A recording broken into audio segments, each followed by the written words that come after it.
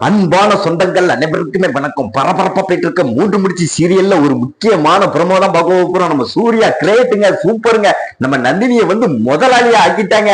அந்த சுந்தரவள்ளி சீட்டை புடுங்கி நம்ம நந்தினிட்ட கொடுத்துட்டாங்க. அது சூப்பரா இருந்தது. அததான் ஒரு குட்டி ப்ரோமோ பார்க்க போறோம். அதுக்கு முன்னால சீரியல் சேனலுக்கு லைக் பண்ணுவாங்க, லைக் பண்ணுங்க, சப்ஸ்கிரைப் பண்ணுங்க. அதாவது பாத்தீங்கன்னா நம்ம சுந்தரவள்ளி ஆபீஸுக்கு போவோம் அப்படின்னு கிளம்பி போறாங்க.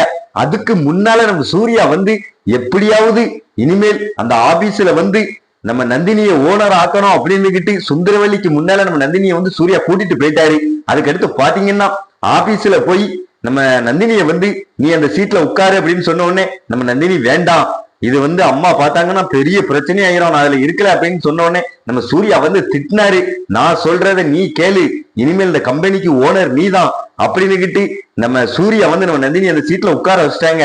நம்ம சுந்தரவல்லி ஆபீஸுக்கு வந்த உடனே உள்ள வேகமா ரூமுக்குள்ள போனாங்க. நந்தினி சீட்ல இருக்கத பார்த்து அப்படியே கொந்தளிச்சு போனாங்க.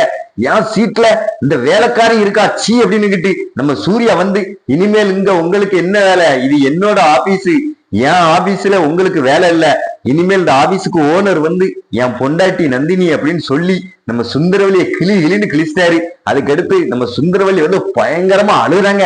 இவ்வளவு நாள் நான் கட்டி ஆண்ட ராஜ்யத்தையே உடச்சிய, இனிமேல் அவளை சும்மா விடக்கூடாது அப்படின்னு மாதவியும் அப்படியே அதிர்ச்சியாய் போய் நிக்கிறாங்க.